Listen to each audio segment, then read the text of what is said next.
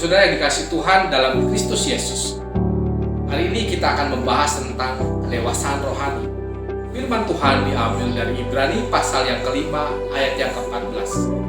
Di sana firman Tuhan mengatakan, tapi makanan keras adalah untuk orang-orang dewasa yang karena mempunyai panca indera yang terlatih untuk membedakan yang baik daripada yang jahat. Bapak Ibu Saudara dikasihi Tuhan, sebagai orang-orang yang telah bertahun-tahun mengikuti Tuhan, bahkan mungkin ada di antara saudara yang sejak lahir sudah menjadi Kristen. Namun ternyata itu belum cukup menjadi tolak ukur bahwa kita sudah dewasa secara rohani.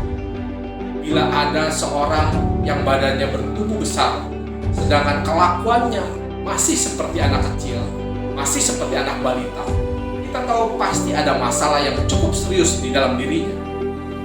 Demikian juga dengan kehidupan kekristenan seseorang.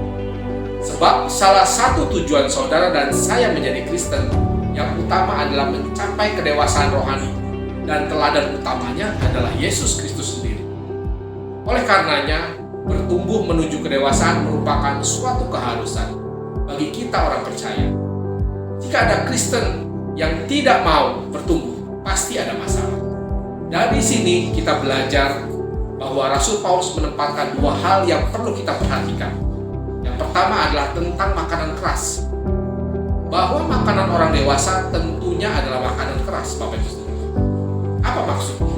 Maksudnya adalah kebenaran firman Tuhan yang disampaikan oleh siapapun hamba-hamba Tuhan, berupa nasihat, teguran yang semakin keras tentunya baik untuk kita, dengan tujuan agar manusia batiniah, saudara dan saya, dibaharui dan dibangun hari lepas hari. Dengan demikian, supaya saudara dan saya semakin bijak dalam bertindak, berhikmat dalam mengambil keputusan, dan mampu membedakan mana yang baik, mana yang jahat.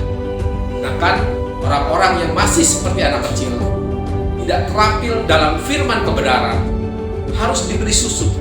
Mereka harus dihiburkan dengan kebenaran-kebenaran yang jelas, yang disampaikan dengan cara yang sangat sederhana. Dan yang kedua, tentang panca indera. Seperti halnya panca indera jasmani kita, ternyata ada juga panca indera rohani. Ada mata rohani, nafsu rohani, rasa rohani. Seperti halnya tubuh, jiwa juga memiliki alat perasa yang banyak berkurang fungsinya dan dirusakkan oleh dosa, tetapi dipulihkan oleh kasih karunia di dalam Kristus Yesus.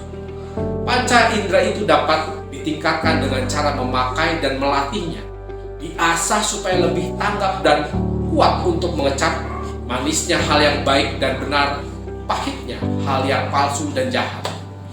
Jadi Bapak Ibu Saudara yang terkasih dalam Kristus, ternyata bukan hanya akal budi dan iman saja, panca indera rohani juga akan mengajari manusia untuk membedakan dan memberi pertimbangan apa yang menyenangkan Allah dan apa yang memicu murkanya, apa yang membangun dan apa yang melukai jiwa kita sendiri.